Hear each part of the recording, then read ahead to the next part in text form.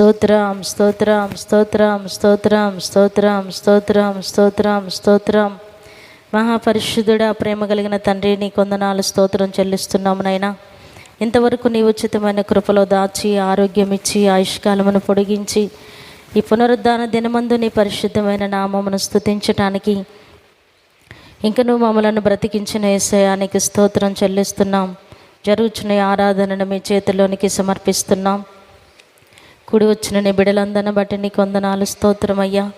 ఇంకా రావాల్సిన బిడ్డలు త్వరగా తీసుకురండి. కరెంటును సిస్టమ్ను మీరు స్వాధీనపరచుకున్నందుకే వందనాలు చెల్లిస్తున్నాం. పాటలు పాడుచున్న బిడ్డల స్వరాలు మీరు తాకండి. వాయిద్యములు వాయిస్తున్న బిడ్డల చేతులను మీరు అభిషేకించి వాడుకోమని ప్రార్థిస్తున్నాం. ఆరాధన ద్వారా మీరే మహిమను పొందండి. సాక్ష్యముల ద్వారా, కీర్తన భాగము ద్వారా మీ నామానికి మహిమ తెచ్చుకోమని ప్రార్థిస్తున్నాం. మీ దాసుల నోట మీ వాక్కులను ఉంచండి. కూడి వస్తున్న ఒక్కొక్కరితో వాక్యములో నుండి మీరు మాట్లాడండి.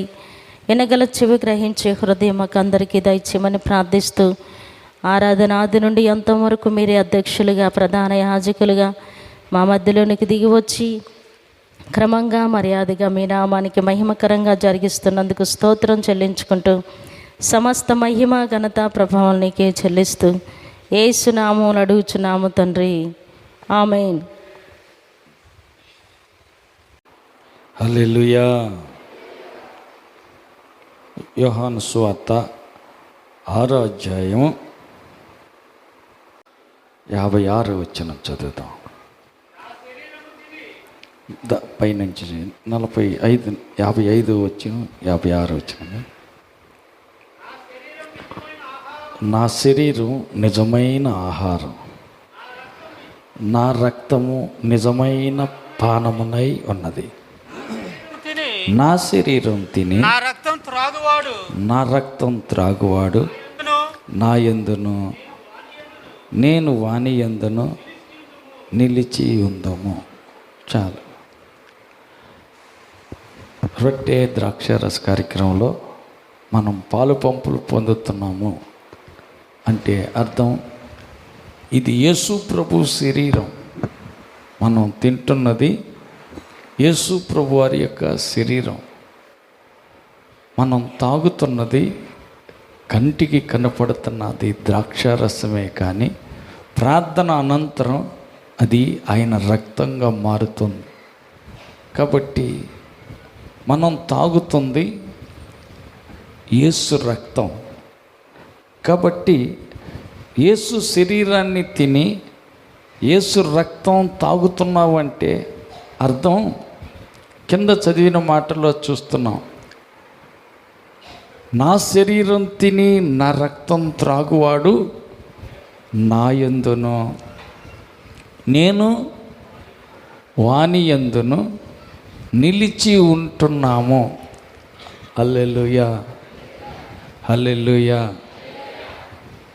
కాబట్టి ప్రతి నెల మొదటి ఆదివారం 3 దినాలు ఉపవాసం ఉండి శుద్ధీకరించుకొని సిద్ధపడి తను తాను పరిశుద్ధపరచుకొని యోగ్యత సంపాదించుకొని అర్హత కలవారముగా అధికారపూర్వకంగా ఆయన శరీరాన్ని తింటున్నాం, ఆయన రక్తాన్ని తాగుతున్నాం. అంటే దాని అర్థం మనం ఆయన వలె మారుతున్నాం. ఆమేన్. క్రైస్తవులంగా రూపాంతరం చెందుతున్నాం. ఆమేన్. ఆయన మనలో ఉంటున్నాడు, మనం ఆయనలో ఉంటున్నాం. కాబట్టి మనం ఒకరితో ఒకరు ఏక శరీరం అయిపోతున్నాం. యేసు రక్తం మనలో ఉంటుంది.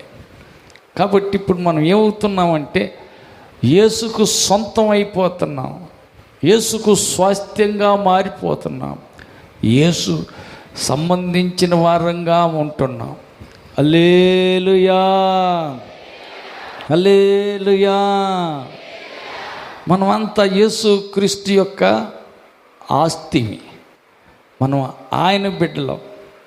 విలువ పెట్టి కొనుక్కున్నాడు కాబట్టి, రక్తం ఇచ్చి మనల్ని కొన్నాడు కాబట్టి, ప్రాణం పెట్టి ఆయన మనల్ని సంపాదించుకున్నాడు గనుక మనం ఆయన వారమే. హల్లెలూయా. నీవు నీ సొత్తు కాదు, విలువ పెట్టి కొనబడిన దేవుని సొత్తు. నీ ఇష్టం ఇంకేం లేదు, నా ఇష్టం అంటూ ఇంకేమీ లేదు. మనం దేవుని సొత్తు, దేవుని స్వాస్థ్యం, దేవుని ఆస్తి కొనుక్కున్న ఆయనకి స్వాస్థ్యం అయిపోయాం.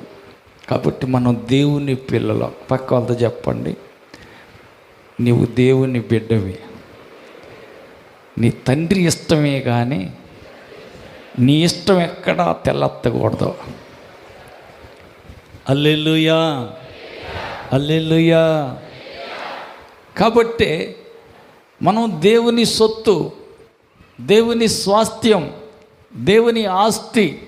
ప్రాణమిచ్చి కొన్నాడు. బర్రెను కొంటే 25,000 70,000 లెక్క, 1,00,000 రూపాయలు డబ్బులు ఇచ్చి కొంటాం. బానిసైనటువంటి వారిని వెండి ఇచ్చి ఇడిపెత్తారు. అయితే మనల్ని అలా కాదు. ఒకప్పుడు దేవుని బిడ్డలమే, కానీ ఎప్పుడైతే పాపం చేసి సాతాను కబంధ హస్తాల్లో చిక్కుబడిపోయామో, సాతానుకు దాసులం, బానిసలంగా ఎప్పుడైతే ఆయనకు సాతాను యొక్క దాసోహం కిందకి వెళ్ళిపోయామో, అప్పుడు యేసు ప్రభు వచ్చి తన ప్రాణాన్ని పణంగా పెట్టి తన రక్తం అంతా కార్చి ఆయన ప్రాణం ఇచ్చి రక్తం వెలగట్టి ఆయన మనల్ని కొనుక్కున్నాడు. హల్లెలూయా, హల్లెలూయా. కాబట్టి కొనుక్కున్న వాడికి సర్వ హక్కులు ఉంటాయి. మనల్ని కొన్న దేవునికి మన మీద సార్వభౌమాధికారం ఉంది, పూర్తి అధికారం ఆయనకు ఉంది. కాబట్టి ఆయన చెప్పినట్టే కానీ నీవు చెప్పినట్టు నేను చెప్పినట్టు ఇంకేం ఉండదు. అందుకని మనం ఆయన స్వాస్థ్యంగా, ఆయన ఆస్తిగా, ఆయనలో మనలో ఆయన ఏకమైపోవాలి. పూర్తిగా ఆయన మాటకు కట్టుబడి, ఆయన కట్టడలకు, నియమ నిబంధనలకు, ఆయన ఆజ్ఞలకు పూర్తిగా లోబడి జీవించాల్సిందే. హల్లెలూయా. పక్క వాళ్ళతో చెప్పండి, నీ చిత్తం నీ సొంత ఇష్టానికి ఎక్కడ అవకాశం ఇయ్యగాక. దేవుని చిత్తానికే పూర్తిగా సరెండర్ అయిపో. దేవుని చిత్తానికి పూర్తిగా ఒప్పుకో. హల్లెలూయా, హల్లెలూయా.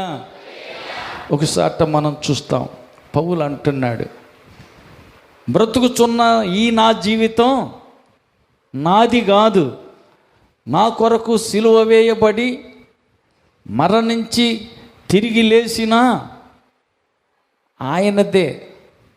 ఇక నువ్వు జీవించేవాడను నేను కాదు. హల్లెలూయా. మరి ఎవరంట? నా కొరకు సిలువ వేయబడిన యేసుక్రీస్తు కొరకే. హల్లెలూయా. కాబట్టి ఇక జీవిస్తున్న జీవితం నాది కాదు, మరి ఎవరిది? యేసు ప్రభువుదే. మరి నేనేమయ్యా? నేను యేసు క్రీస్తుతో పాటు సిలువకు కొట్టబడ్డా. హల్లెలూయా. పక్క వాళ్ళతో చెప్పండి, సిలువకు కొట్టబడ్డావా? సిలువకు కొట్టబడితే సిలువకు అతక్కపోయిన కాలు చెయ్యి, నీ కాళ్ళు నీ చెయ్యి కదిలాడదా అని చెప్పండి. అప్పుడప్పుడు కొద్దిగా కోపం వచ్చినప్పుడు కదిలాడుద్దిలే. లేదు లేదు, కుదరదు. సిలువకు మేకులతో బిగించబడ్డావు. నీకెంత కోపం వచ్చినా సరే, నీకు ఎంత బాధ కలిగినా సరే. హల్లెలూయా, హల్లెలూయా. నిజంగా నీవు సిలువ వేయబడినట్టయితే, నీవు సిలువకు కొట్టబడినట్టయితే నీ కాలు చెయ్యి లేగదు. హల్లెలూయా, హల్లెలూయా, హల్లెలూయా. సిలువకు కొట్టబడ్డాం, సిలువకు అంటుకొట్టబడ్డాం. కొట్టబడిన మనం, సిలువకు కొట్టబడిన మనం ఇంకా కదిలాడకూడదు. హల్లెలూయా. పరిస్థితి ఎంత కఠినంగా ఉండొచ్చు, బాధ ఎంత ఎక్కువగా ఉండొచ్చు, నొప్పి ఎంత తీవ్రంగా ఉండొచ్చు, సమస్య ఎంత ఇబ్బందికరంగా ఉండొచ్చు, ఏమాత్రం కదిలటానికి అవకాశం లేదు. హల్లెలూయా, హల్లెలూయా. అయితే మరి మనం ఏం చేయాలంట? సిలువకు కొట్టబడ్డాం. పక్క వాళ్ళతో చెప్పండి, సిలువకు కొట్టబడ్డాం. సొంత ఇష్టం నెరవేరదు, ఏదైనా దేవుని చిత్తానికి సమర్పించుకోవాలి. హల్లెలూయా, హల్లెలూయా. కొనుక్కున్న ఆయన ఇష్టమే కానీ నా ఇష్టం నీ ఇష్టం ఏమీ లేదు. హల్లెలూయా, హల్లెలూయా. కాబట్టి విలువ పెట్టి కొన్నాడు, ప్రాణం పణంగా పెట్టి కొనుక్కున్నాడు. నీకోసం ఆయన మరణించాడు, పరలోకాన్ని విడిచిపెట్టాడు, భూమి మీదకి దిగి వచ్చాడు, రక్తం అంతా కార్చాడు, ప్రాణాన్ని పణంగా పెట్టాడు. ఆయన నిన్ను కొనుక్కున్నాడు, నువ్వు ఆయన బిడ్డవి. హల్లెలూయా. పక్కన వాళ్ళతో చెప్పండి, ఆయన మాట ప్రకారమేనా నీవు చెప్పినట్ట? హల్లెలూయా. యేసు ప్రభువు నమ్మిన తర్వాత, ఆయన సిలువకు నీవు అంటూ కట్టబడిన తరువాత, నా వల్లు నా ఇష్టం, నా డబ్బులు నా ఇష్టం, నా ఇల్లు అది నా ఇష్టం లేదు అనకూడదు. హల్లెలూయా, హల్లెలూయా. అవకాశం లేదు. ఎందుకంటే నువ్వు యేసు ప్రభు పరలోకాన్ని విడిచిపెట్టాడు, భూమి మీదకి వచ్చాడు, ప్రాణాన్నే పెట్టాడు. ఆయన నిన్ను కొనుక్కున్నాడు, ఆయన బిడ్డగా మార్చుకున్నాడు. ఇక నువ్వు ఆయన బిడ్డవే, ఆయన చెప్పినట్టు వినాలి. నేను నా వాడని నా దానని అనుకోవటానికి లేదు. నీవు నీ సొత్తు కాదు, విలువ పెట్టి కొనబడిన దేవుని సొత్తు. నీవు దేవుని బిడ్డవి. ఆమేన్. ఇంక నీకే అధికారం లేదు. హల్లెలూయా, హల్లెలూయా. పక్క వాళ్ళతో చెప్పండి, పక్కన వాళ్ళతో చెప్పండి, వందనాలు. కొనుక్కున్న ఆయన ఇష్టమే కానీ నీ ఇష్టం ఏమి చెల్లదు. నీ ఇష్టం నెరవేర్చ చూసావా, నాశనానికి నరకానికి పోతావు. ఏం చేస్తావు? అమ్మిన వాళ్ళ ఇంటికాడ ఉన్నప్పుడైతే అక్కడ ఏమున్నాయి? కీరకాయలు, బీరకాయలు, దోసకాయలు, ఉల్లిపాయలు అన్నీ పెట్టారు. భలే తిన్న. ఏడకొచ్చి నాకు ఏముంది? ఇది అరణ్య యాత్ర, ఏడ మాకేమీ లేవు. ఓర్చుకో, ఓపిక పట్టు. హల్లెలూయా. ఐగుప్తులో నుంచి బయటకు వచ్చాక, బానిసత్వంలో నుంచి బయటకు తెచ్చాక, ఐగుప్తులో నుంచి వచ్చినటువంటి వీళ్ళు గతాన్ని గుర్తు చేసుకుంటున్నారు. మాకు లోకంలో ఉన్నప్పుడు, ఐగుప్తులో ఉన్నప్పుడు బీరకాయలు, దోసకాయలు, కీరకాయలు, ఉల్లిపాయలు అవన్నీ దొరికినాయి. ఇప్పుడు ఇక్కడేమో అడవిలో తెచ్చిపెట్టారు, ఇక్కడ ఏమి దొరకటల్లా. హల్లెలూయా. గతాన్ని జ్ఞాపకం చేసుకోబాకు.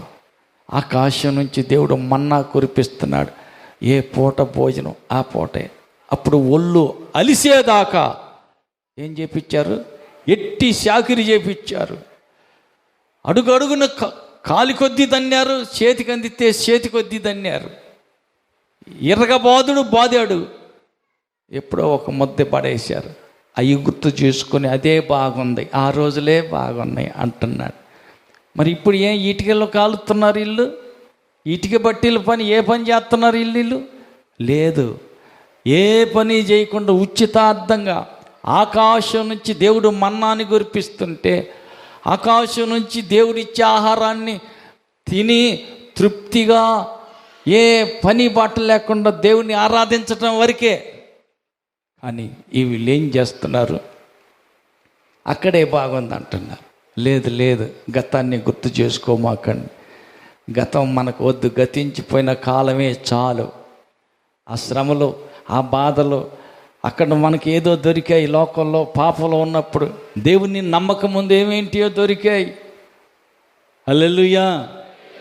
అవి ఏంటి అనుభవించాం. వద్దు, ఇంకా అవన్నీ గుర్తు చేసుకోవాకండి, వదిలేసేయి.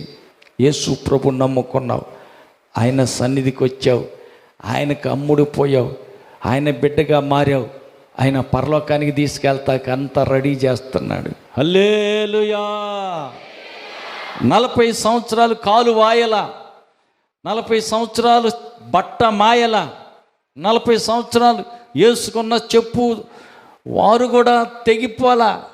మరి 40 సంవత్సరాలు నడుస్తుంటే కాలు వాయక, వారు తెగక, బట్టలు మాపు కూడా లేకోకుండా ఎట్టాగా దేవుడే కాపాడాడు.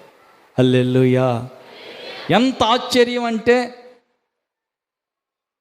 ఐగుప్తులో నుంచి పిల్లవాడు బయటకు వచ్చేటప్పుడు 3 ఏళ్ల పిల్లోడు, వాడికి ఇంతంత బెత్తడంత చెప్పు కొని కుట్టించి ఉంటారు.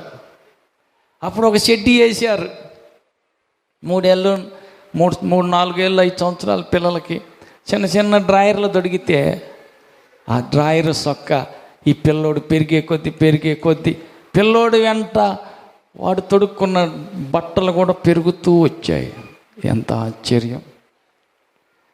40 సంవత్సరాల తర్వాత ఐగుప్తులోకి వచ్చి, ఐగుప్తు నుంచి బయటకు వచ్చిన పిల్లోడు ఇప్పుడు కనానులో కాలు పెట్టి నాకు చూస్తే 43 ఏళ్ళ కుర్రోడయ్యాడు. అదే సొక్క, అదే డ్రాయర్, అదే చెప్పులు, మాయా లేదు, తెగిపోను లేదు, పాడైపోలేదు. 40 సంవత్సరాలు ఒక్కజాత బట్టల. మరి మధ్యలో ఎక్కడున్నాయి అనుకున్నాం? బట్టల కొట్లు ఎక్కడున్నాయి? అరణ్యంలో. అదే దేవుని గొప్పతనం. హల్లెలూయా. మంచినీళ్ళు అంటే బండ నుంచి నీళ్ళు ఇచ్చాడు, తాగారు. మాంసం కావాలంటే పూరేడు పెట్టెలు పంపించాడు, తిన్నారు. వాళ్ళకి ఏది కావాలన్న లోటు లేకుండా ఆకాశం నుంచి దేవదూతలు తిని భోజనం పెడతంటే వీళ్ళు అనే మాటలేంటి? సవి సారం లేని అన్నం ఎవడికి కావాలా? సవి సారం లేదంట. ఏది సారంగా ఉంది? అడుగడుగున కదిలితే తన్ను, కూర్చుంటే తన్ను, అడుక్కొక తన్నుతూ ఎప్పటికో వేస్తే ఒక ముద్ద పడేస్తే అదే బాగుందని, అప్పుడు రోజులే బాగున్నాయి అంటున్నారు. లేదు, నువ్వు కనానులోకి వెళ్తున్నావు, నీవు పరలోకానికి వెళ్ళబోతున్నావు. అక్కడ సదాకాలం దేవునితోటే ఉండే రాజ్యం. అక్కడ ఆకలి ఉండదు, దప్పిక ఉండదు. హల్లెలూయా. అక్కడ సూర్యుడు ఉండడు, చంద్రుడు ఉండడు. యేసుక్రీస్తే నిత్య వెలుగై ఉంటాడు. అక్కడికి వెళ్ళబోతున్నాం. హల్లెలూయా. మరి అక్కడికి వెళ్తున్నా నీకు ఈ మధ్యలో వెనకటి ఆలోచనలు ఎందుకు? గతించిపోయిన కాలమే బాగుందంటావు ఎందుకు? లేదు, గడిచిపోయిన కాలం అవి క్షణికమైనవే. ఇందాక మనం చదివిన దాంట్లో ఒక మాట తగిలింది. ఏమంటున్నాడు? వాళ్ళు భక్తిహీనులు, వాళ్ళు చిగురుస్తారు, వాళ్ళు పుష్పిస్తారు, వాళ్ళు కూడా అభివృద్ధి చెందుతారు. వాళ్ళు పచ్చగా ఉన్నది 4 ఎకరాలుగా ఉన్నట్టు, 10 లక్షలు సంపాదించినట్టు, వాళ్ళు బాగానే ఉన్నట్టుగానే కనపడతా ఉంటుంది. కాదు, దేవుని ఎరగని వీరి యొక్క పుష్పించుట, సిగుర్చుట, వారు పచ్చబడుట ఎంతసేపు అని అంటే, ఇంటి మీద మొలిసిందే జొన్న దంటు పూరి ఇళ్ళ మీద ఉంటాయి. గొడ్ల దగ్గర, ఎద్దుల దగ్గర అది తినగా మిగిలిపోయినటువంటి చెత్త, ఆ జొన్న కంకులు ఉన్నటువంటి చెత్త ఒక పని అయితే ఇసిరి ఇంటి మీద వేస్తారు. ఆ ఇంటి మీద వేసినటువంటి దాంట్లో జొన్న కంకులు కొన్ని ఉన్నాయి. అది పాడైపోయి ఎండిపోయి అయిపోయినాక వర్షానికి తడిసి మెత్తబడినటువంటి జొన్న ఇత్తనం మెల్లిగా ఒకటి మొలుస్తుంది. ఆ ఇంటి మీదే జొన్న దంటు ఎంతలాగా ఉంటుంది. నేల మీద మొలిసిన జొన్న దంటు కంటే ఇంటి మీద మొలిసే జొన్న దంటు మరీ మిడివేలంగా ఉంటుంది. ఎంత పచ్చగా ఉంటుందంటే అంత చాలా పచ్చగా ఉంటుంది. చాలా లావుగా దంటు పెరుగుతూ ఉంటుంది. ఎంతసేపు? గట్టిగా ఎండ కాసేసరికి ఏమైపోద్ది? ఈ పచ్చదనం ఎటుపోయా, అంతలావును పెరిగిన దంటు సంగతి ఏమైపోయా, ఊరకనే ఎండిపోద్ది. కింద ఏరేది అది ఇల్లాయా, ఆ ఇంటి మీద ఏదో గడ్డి మీద మొలిసిందే కానీ నేల మన్ను లేదుగా, దానికి పట్టు బిగుతనం లేదుగా. ఈ దేవుని ఎరగని వారు సిగుర్చుట, దేవుని నమ్ముకోకుండా పాపంలోనే బ్రతుకుతా ఉన్న వారు ఫలించుట అంత మాత్రమే. హల్లెలూయా, హల్లెలూయా. భగవంతుడైన వాడు తిన్నాడు, తాగాడు, సుఖించాడు. చివరికి జరిగింది ఏంది? హల్లెలూయా. ఒక అతను వచ్చాడు, పేదవాడు ఇంటి ముందే కూర్చుంటే కుక్కల తప్ప పలకరించే నాదుడు లేడు. కానీ దేవుణ్ణి నమ్ముకున్నాడు, భక్తిగా బ్రతుకుతున్నాడు. ఆయన చనిపోయి దేవదూతలు వచ్చి పరలోకానికి తీసుకెళ్ళారు. ఈ పక్కన ఉన్నటువంటి పెద్ద భవంతిలో బ్రతుకుతున్న ధనవంతుడు తిన్నాడు, తాగాడు, సుఖంగా ఉన్నాడు. చనిపోగానే దయ్యాలు గుంపు వచ్చి ఎత్తుకెళ్ళిపోయి పాతాళంలో పడేశాయి. పాతాళంలో బాధపడతా కళ్ళెత్తి చూశాడు. అబ్రహాం ఒడిలో ఎవరా మనిషిని చూసినట్టు గుర్తుందని తేరగా చూస్తే అర్థమవుతుంది ఏంటంటే, మా ఇంటి ముందు అడుక్కుంటూ కూర్చున్నాడే పేద లాజరు, అతనే. అయ్యో, దరిద్రుడు కదా, భూమి మీద దరిద్రుడే కాదంటలా, భక్తిని వదులుకోవాలా. కష్టాలు వచ్చినాయి, బాధలు వచ్చినాయి, శ్రమలు వచ్చినాయి, దేవుని విడిచిపెట్టలా. దేవుని కోసం నీతిగా బతికాడు.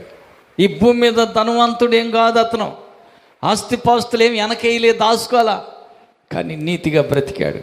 చనిపోయి దేవదూతల చేత కొనిపోబడి అబ్రహాం ఒడిలో కూర్చున్నాడు. ధనవంతుడు పాతాళంలో పడిపోయి కళ్ళెత్తి చూసి అంటున్నాడు, తండ్రి అయిన అబ్రహామా, ఆయన కొంచెం పంపరాదు, ఎందుకు? నా నాలిక లాక్కొచ్చేస్తుంది, దప్పికి దాహం దాహం అని లాక్కొస్తుంది. తాగావుగా, దప్పికైతే అందరు మంచిలు తాగితే సారాయి తాగావుగా, బీర్లు బ్రాందీలు తాగావుగా, భూమి మీద సుఖపడ్డావు కదా, ఇప్పుడు నువ్వు కష్టపడటం నీకు న్యాయమే.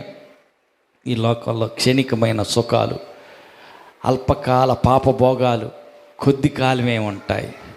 ఈ అల్పకాల పాపాన్ని, భోగాన్ని ఆశించి చాలామంది పరలోకాన్ని వదులుకున్నారు. దేవుని వద్దకు వెళ్ళవలసినటువంటి ఆ భాగ్యాన్ని, ధన్యతను కోల్పోయారు. అయితే మనం అవన్నీ వద్దనుకున్నాం. మనకి లోకం వద్దు, అల్పకాల పాప భోగాలు మనకొద్దు. యేసయ్య కావాలా, ప్రాణం పెట్టిన యేసయ్య కావాలా. యేసయ్యకు స్వాస్థ్యం సొత్తు అయిపోతా. ప్రభువా, నేను పాపిని, క్షమించుమన్నావు. ప్రభు దగ్గరికి వచ్చావు, యేసు నామములో బాప్తిసం పొందుకున్నావు, పాపాన్నంతా కడుక్కొని ఆయన బిడ్డగా మారావు, ఆయన మందలో గొర్రెగా చేరావు. హల్లెలూయా. ఆయన మొదలైన చెట్టైన యేసయ్యలో నీవు ఒక కొమ్మగా ఆయనలో అతుకోబడ్డావు. నీవు ఆయనలో, ఆయన నీలో నిలిచి ఉన్నారు. నీవు ధన్యుడివి. హల్లెలూయా. ఇంకా యేసయ్యని నమ్ముకోలేదా? ఇంకా నువ్వు యేసయ్యలోనికి రాలేదా? బయటే ఉన్నావా? రాబోయే దినాల్లో దుర్దినాలు వస్తున్నాయి.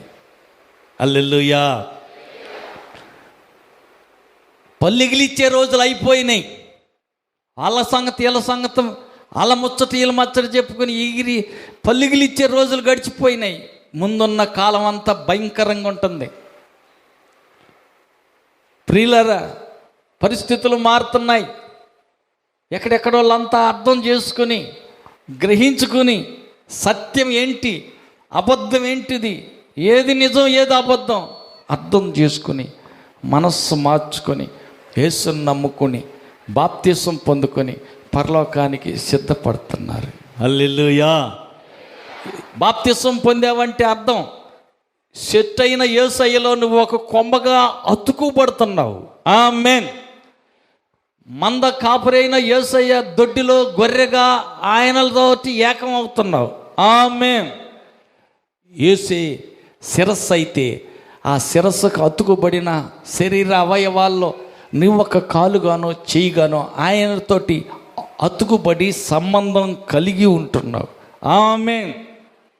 కాబట్టి ఇంకా మార్పు చెందకపోతే, నమ్మి బాప్తిసం తీసుకోకపోతే వచ్చిపోతున్న చుట్టానివే కానీ ఇంట్లో వ్యక్తివి కాదు, దొడ్డిలో గొర్రెవే కాదు, చెట్టులో అతుకుబడిన కొమ్మవి కానే కాదు. హల్లెలూయా. మరి ఎట్ట చేయాలా? అతుకుబడితే మంచిది, ఆయన సొత్తుగా మారితే మంచిది. మార్పు చెంది బాప్తిసం పొంది మందలో గొర్రెవై, ఆయన ఒంటిలో ఒక అవయవానివై, ఆయన చెట్టులో ఒక కొమ్మవై, ఆయనతో అంటు కట్టబడితే నీవు ధన్యుడివి. రాబోయే ఉగ్రతలో తప్పించబడతాం. ఆయన రానే వస్తాడు. సిద్ధపడిన ఆయన పిల్లల కోసం వచ్చి మేఘాల మీదకి వచ్చి, పిల్లలారా ఇక్కడికి ఎక్కిరండి అంటాడు. ఆ స్వరం వినగానే మనమంతా ఎగిరి మేఘాల మీదకి ఎక్కుతాం. ఆ మేఘాల మీదనే యేసయ్య వస్తాడు. మేఘాల మీదే మనల్ని పరలోకాన్ని తీసుకొని పోతాడు. ఆ తర్వాత ఉంటుంది వీళ్ళ గతి. హల్లెలూయా. ఎవరి గతి?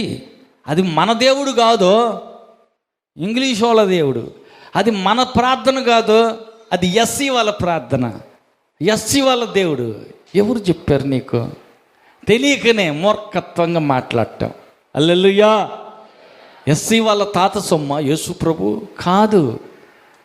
భూమి మీద ఈ చివరి నుంచి ఆ చివరి వరకు పుట్టిన ప్రతి మనిషి ముఖాన్నే ఉంటుంది, కానీ ఏ పెద్ద కులం వాళ్ళకి నెత్తినో ఇంకెక్కడో లేదు. కరెక్ట్గా ముఖం మీదనే ఉంటుంది ముక్కు. హల్లెలూయా. ఇంకొక కులం వాళ్ళకి ఈపి మీద, ఇంకొక కులం వాళ్ళకి కాలు మీద లేదు. అందరికీ ఒకే దిక్కు ఉందంటే అర్థం చేసుకో. అందరిని సృష్టించింది ఒక్క ఆయనే. ఆయన పేరే యేసుక్రీస్తు. ఆయన నమ్ముకోగలిగితే, ఆయనలో అతకబడితే చనిపోయాక పరలోకం వెళ్తావు. అక్కడ సదాకాలం సంతోషంగా ఉంటావు.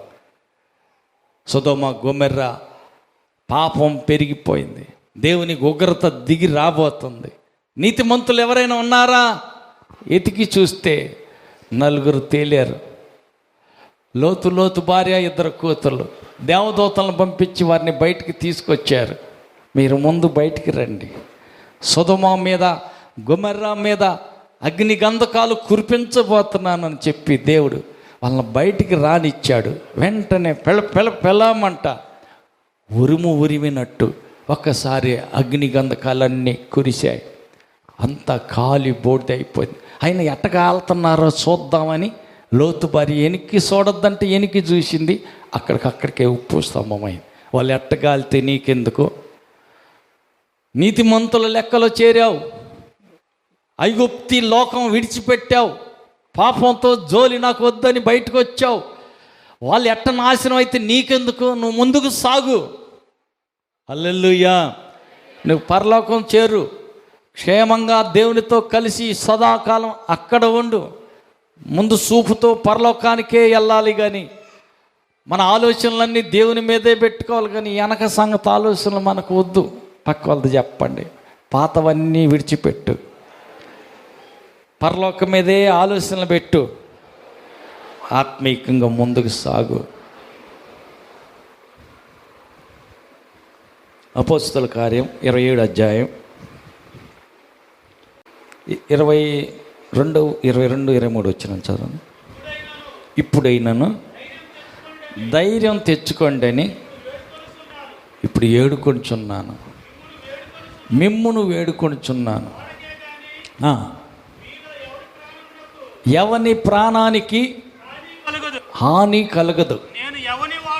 నేను ఎవని వాడనో, నేను ఎవరిని సేవిస్తున్నానో ఆ దేవుని దూత నిన్న రాత్రి నా యొద్ద నిలిచి, పౌలా భయపడద్దు, నీవు కైసరు ఎదుట నిలవవలసి ఉన్నది. హల్లెలూయా.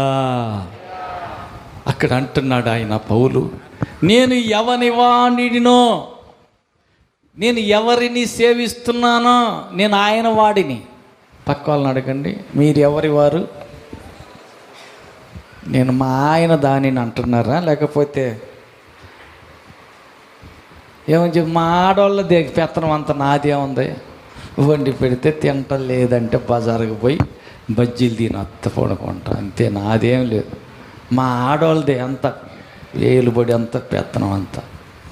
హల్లెలూయా. ప్రియులారా గమనించాలి, నేను ఎవని వాడనో పౌలు అంటున్నాడు, నేను దేవుని వాడిని. ఆమేన్.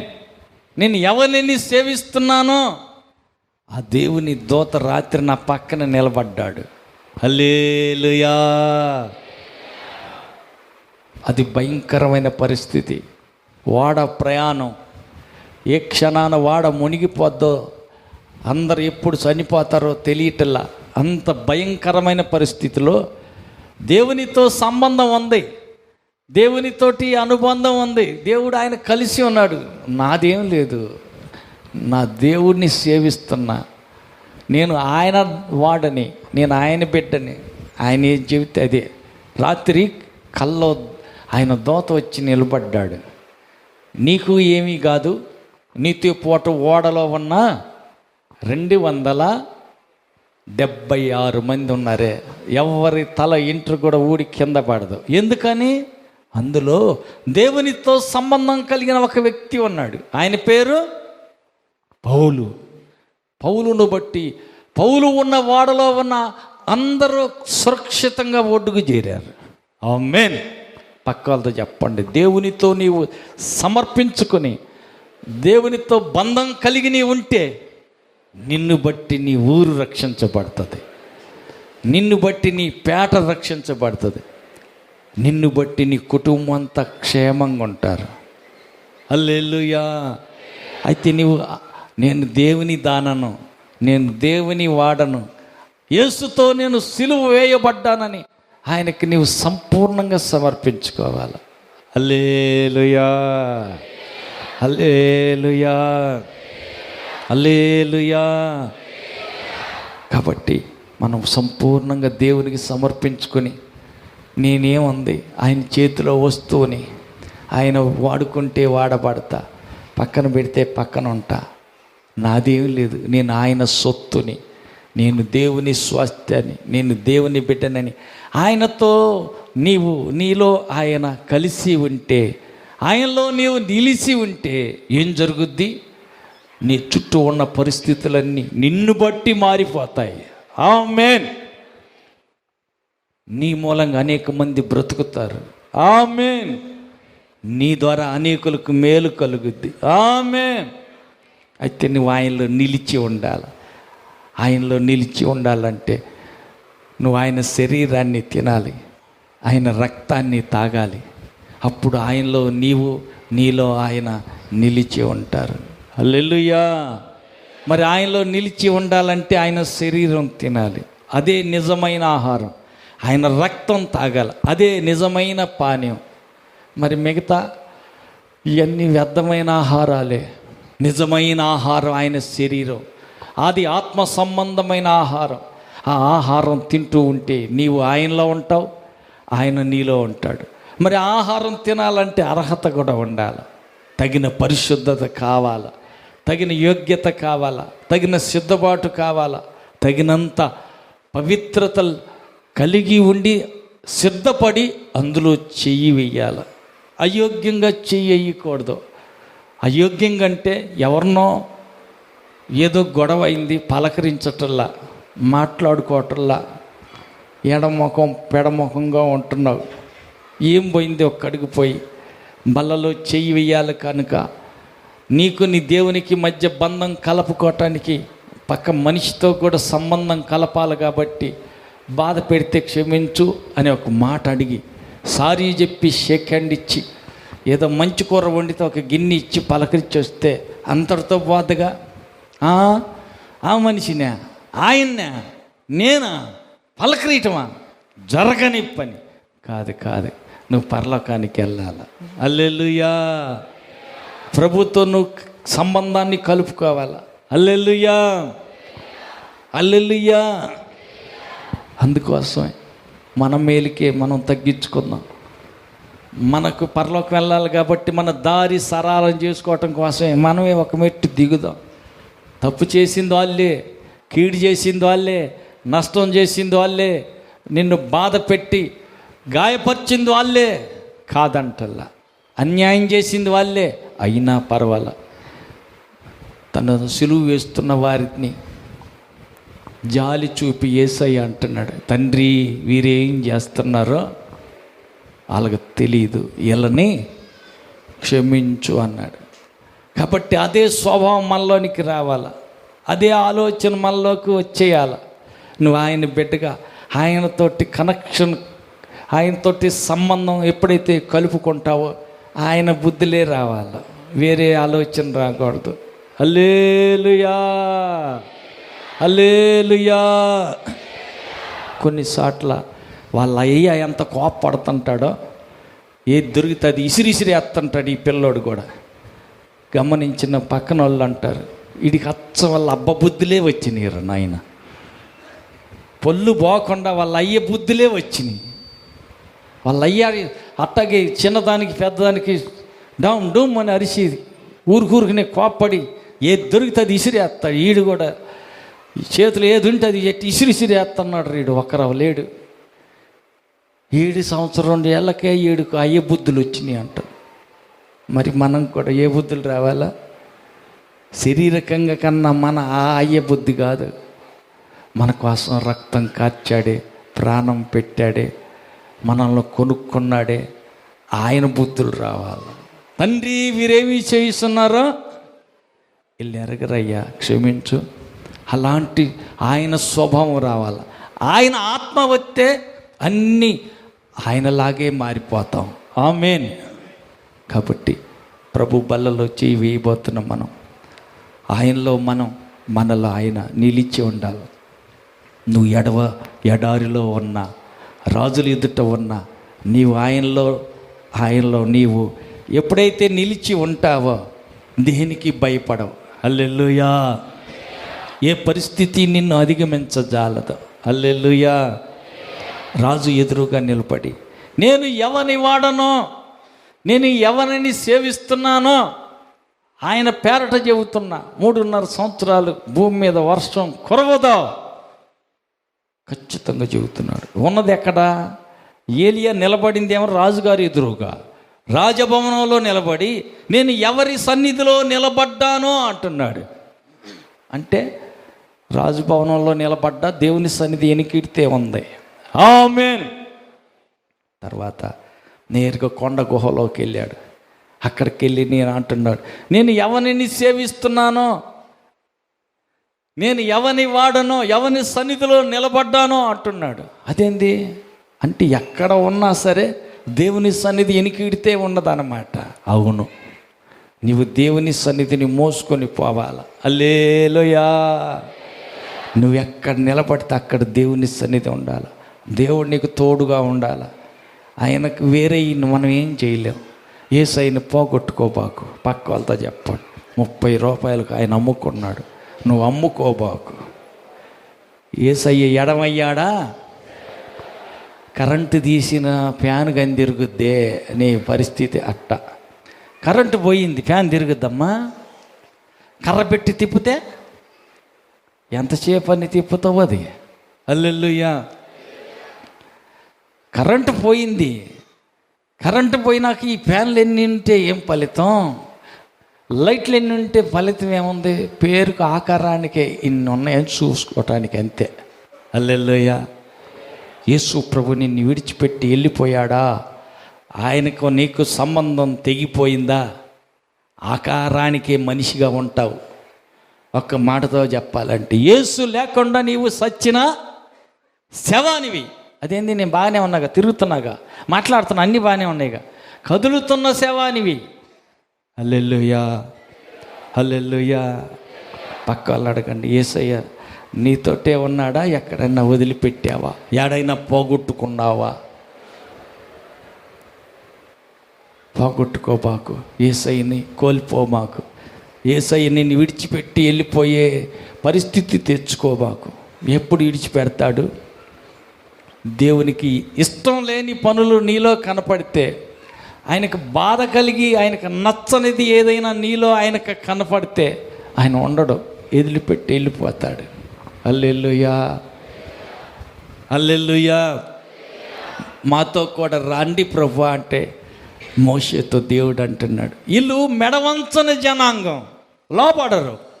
వాళ్ళకి నేను తోడుగా నేను ఎట్టొచ్చేది, నేను రాను అంటే లోబడాల. పక్క వాళ్ళతో చెప్పండి, లోబడే గుణం నీలో ఉంటే దేవుడు నీకు తోడుగా ఉంటాడు. పరిశుద్ధత లేకుండా ఎవడు ప్రభువుని చూడలేడు. పరిశుద్ధత నీలో ఉంటేనే ప్రభువు నీలో ఉంటాడు.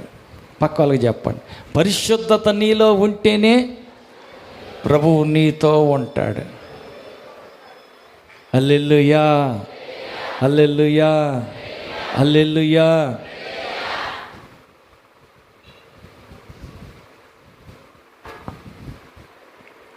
కాబట్టి యేసయ్యలో నీవు నిలిచి ఉండాలంటే రొట్టె రసం తీసుకోవాలి. ఆయన శరీరం తిని ఆయన రక్తాన్ని తాగాల. క్రమం తప్పకుండా ప్రతి నెల బల్లలో చేయి వెయ్యాల. అందువల్ల నిజమైన ఆహారం తింటున్నాం. ఆమేన్. రెండవది, మనం మరణించినా సరే, ఈ శరీరం తిని ఆయన రక్తాన్ని తాగి మనం మరణించినా సరే, మృతులలో నుండి అంత్య దినాన ఆయన మనల్ని లేపుతాడు. అంటే బల్లలో చేయి పాలు పంపులు పొందటం వల్ల మనకు కలిగే లాభం ఏంటి? చనిపోయావనుకో, యేసయ్య వచ్చేసే ముందుగానే చనిపోతే సమాధి చేశారు, అయిపోయింది. సమాధిలో ఉన్న వ్యక్తిని కూడా నిన్ను పైకి లేపుతాడు. ఎందుకంటే బల్లలో చేయి వేసావు. ఆయనలో పాలు భాగస్తురాలు అవుతావు. అందువల్ల ఆయన వదిలిపెట్టాడు. హల్లెలూయా, హల్లెలూయా. శ్రమ కలిగింది, బాధ కలిగింది, విడిచిపెట్టడు. యేసుతో నీకున్న బంధం, యేసుతో నీకున్న సంబంధం తెంపుకోవాలా. నాకు ఆయన ముఖ్యం, ఆయనతో నాకు సంబంధం ముఖ్యం అనుకున్నావు, ఆయన్ని దూరం చేసుకోవాలా. ఆయన కలిగే నీ ఉన్నావు, కష్టం వచ్చింది, వదిలిపెడతాడా? వదిలిపెట్టడు. సింహాల బోన్లో వేశారు. దేవునితో బంధాన్ని తెంచుకోవాలా. చట్టాలు శాసనాలు వచ్చాయి, కానీ ఏ చట్టానికి భయపడి దేవునికి తనకు మధ్య ఉన్న బంధాన్ని తెంచుకోవాలా, ప్రార్థన మానుకోవాలా. అలాంటి వ్యక్తి సింహాల బోన్లో పడితే యేసు ప్రభు అక్కడికి కూడా వచ్చాడా? వచ్చాడా? దేవదూతను పంపించి వాటి నోర్లు మూపించాడు. ఏ మాత్రం ముట్టితే జాగ్రత్త అని. హల్లెలూయా. పొద్దున్నే రాజుగారు వచ్చి అంటున్నాడు, జీవము గల దేవుని నిత్యము సేవిస్తున్న దానియేలు, నీ దేవుడు నిన్ను కాపాడగలిగాడా? అవును, నేను ఆయన దృష్టికి నిర్దోషిగా ఉన్నా, అందుకే దేవదూతను పంపించి వాటి నోర్లు మోపించాడు. ఆమేన్. దేవుని దృష్టికి నిర్దోషిగా ఉండవు, నీ దృష్టికి నిర్దోషం కాదు. కొన్ని ఏంటంటే మన దృష్టికి అది మంచివే అనిపిస్తుంది. మన దృష్టికి మనం చేసే పనులు బాగానే ఉన్నాయిలే, వాళ్ళందరూ చేస్తలేదులే అన్నట్టుగా అనిపిస్తుంది. లేదు లేదు, మన దృష్టి వేరు, దేవుని దృష్టి వేరు. దేవుని దృష్టికి ఏది కరెక్టో, ఏది న్యాయమో అది మనం చెయ్యాలి. హల్లెలూయా. నిర్దోషిగా నీ ఉన్నావా? సింహాల బోన్లో పడేశారా? సింహం లాంటి మనుషుల మధ్యలోనూ ఒక్కడివే మిగిలిపోయావా? పర్వాలా, వాళ్ళందరూ నోర్లు మూపిస్తాడు. నీ పక్షాన దేవుడు ఉన్నాడని రుజువు చేస్తాడు. అగ్నిగుండంలో పడేశారు. ఎందుకని? బొమ్మకి, విగ్రహానికి నమస్కారం చేయమంటే లేదు లేదు, జీవగల దేవుని సేవించి మేమేంటి, నీవు పెట్టిన బొమ్మకి దండం పెడతావేంది? కుదరదు, మేము చెయ్యం. అగ్నిగుండంలో వేసేస్తాం, వేసుకో. అయినా సరే మేము మాత్రం మన నిబంధన మారం. మేము దేవుని బిడ్డలం, దేవునికి మాత్రమే లోపడతాం. చట్టాలకు శాసనాలకు భయపడి హల్లెలూయా మేము అదిరిపోయి అది ఇది చేసేది కాదు, కుదరదు. అగ్నిగుండంలో మంటలు ఎక్కువ చేయమన్నాడు. 7 అంతలు ఎక్కువ చేసి మంటల మధ్యలో వేస్తే వాళ్ళందరికంటే ముందే పోయి ఉన్నాడు ఆయన. హల్లెలూయా. మనం ఆరాధించే దేవుడు అంత గొప్ప దేవుడు. నీకు శ్రమ వచ్చిందా, కష్టం వచ్చిందా, ఇబ్బంది కలిగిందా, నిన్ను ఒంటరిగా విడిచిపెట్టడు. ఆ కాలుచున్న అగ్నిగుండంలో ఈ 3 కంటే ముందే పోయి అక్కడ దూకాడు. ఆయన ఉన్న చోట అగ్ని మంటలైనా సరే అది చల్లగా స్విమ్మింగ్ పూల్ లాగా తయారయ్యి ఉంటుంది. ఆడతా పాడుతా చక్కగా తిరుగుతూ ఉన్నారు, పాడుతూ. రాజుగారికి మైండ్ పోయింది. ఏంటయ్యా ఎంతమందిని వేశారు అబ్బాయి? ముగ్గురునేనండి. ఏందో నలుగో వ్యక్తి కూడా కనపడుతున్నాడు. ఆ నాలుగో మనిషి దూతల స్వరూపం లాగుందేంది? ఏమన్నా మాకైతే తెలీదు, నువ్వేయమన్నా మేము వేసాం. హల్లెలూయా. షడ్రక్ మెషక్ అబేద్నెగో, మీరు బయటికి రండి, మీ దేవుడే నిజమైన దేవుడు. హల్లెలూయా. అంతకుముందు వేయకముందు ఏమన్నాడు? నా చేతిలోంచి ఎవడు ఇడిపెత్తాడో చూస్తా అన్నాడు. మరి ఇప్పుడేమంటున్నాడు? మీరు నమ్ముకున్న దేవుడే నిజమైన దేవుడు. హల్లెలూయా. కాబట్టి భక్తిలో నిలకడగా నిలబడదాం. చట్టాలు శాసనాలు మారుతాయి. రాబోయే దినాల్లో దుర్దినాలే ముందున్నాయి, గుర్తుపెట్టుకోండి. కఠినమైన సమయాలు మీకు ఎదురు కావచ్చు. 666 ముద్ర వేయించుకుంటారా లేదా? మర్యాదగా వేయించుకోవాల్సిందే, లేకపోతే ఉండదని కఠినంగా రూల్స్, చట్టాలు, శాసనాలు వచ్చే టయాలు దగ్గర పడ్డాయి. అలాంటప్పుడు పొరపాటున కూడా పరలోకానికి వెళ్ళాలని ఆశ నీకు ఉన్నట్టయితే ఎట్టి పరిస్థితిలో కూడా ఆ ముద్ర వేయించుకోబాకండి. హల్లెలూయా. ఏం చేస్తా, మా వాళ్ళే అందరూ వేయించుకుంటుంటే నేను కూడా పోయా. ముద్ర వేయించుకున్నావా పరలోకం ఉండదు, చేసిన భక్తి మొత్తం వ్యర్థం అయిపోద్ది. హల్లెలూయా.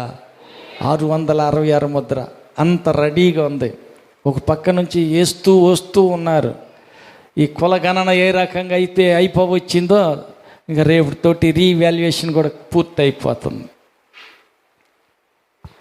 ఇంకా అది కూడా స్టార్ట్ అవుతుంది. 666 చెప్పు కానీ లేదా ముద్ర కానీ వేసేస్తారు. అవి ఎంత ఒక పక్క నుంచి ఎంత రెడీ వస్తూ ఉంది. పరిస్థితులు మారుతున్నాయి. మరి మనం పరలోకం పోవాలి కదా. నమ్ముకున్న దేవుని దగ్గరికి వెళ్ళి సదాకాలం అక్కడ ఉండాలి. అయితే మరి జాగ్రత్తగా ఉండండి. హల్లెలూయా.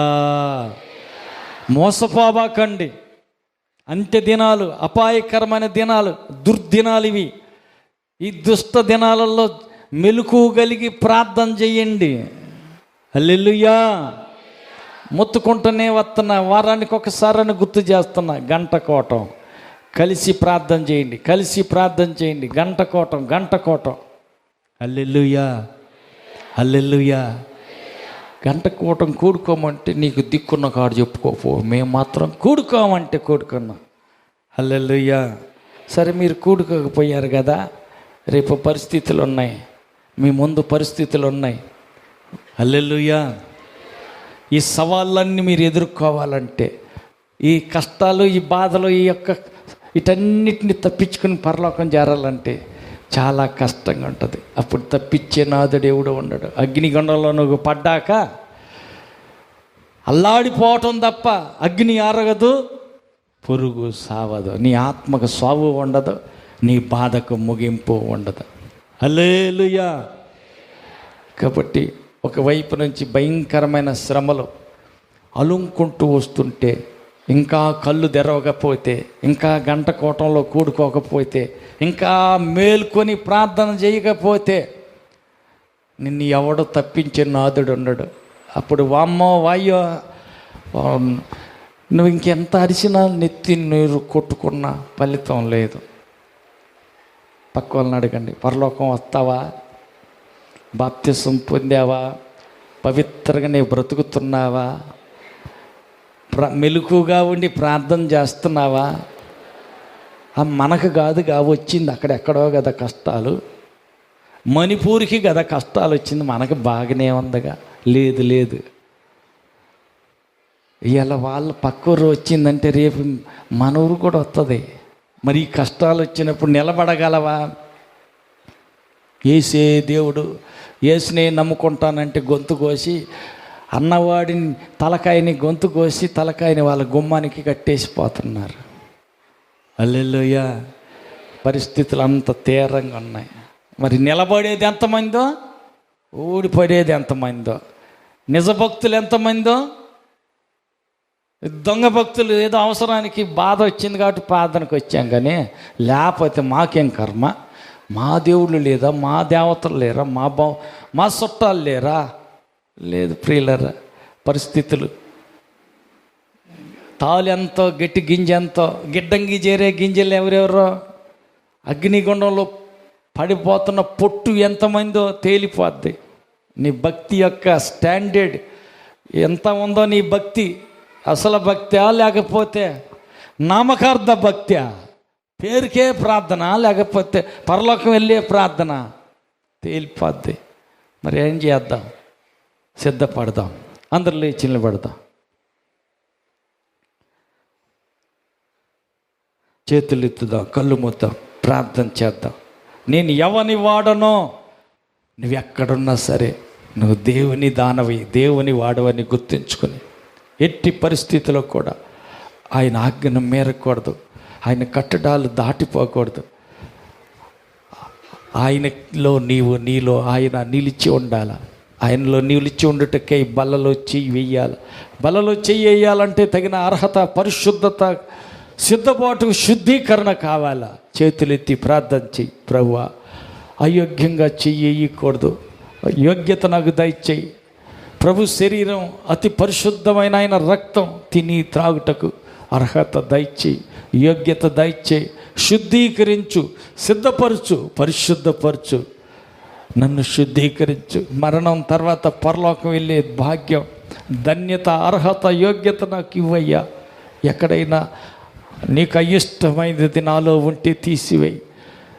నిన్ను దుఃఖపెట్టిన సంఘటనలు ఉంటే క్షమించు, శుద్ధీకరించు. అడుగుదాం, ప్రార్థన చేద్దాం, సిద్ధపడదాం. సర్వాధికారి దయాళుడైన తండ్రి, నీకు వందనాలు. కూడి వచ్చిన నీ పిల్లలందరిని బట్టి స్తోత్రాలు.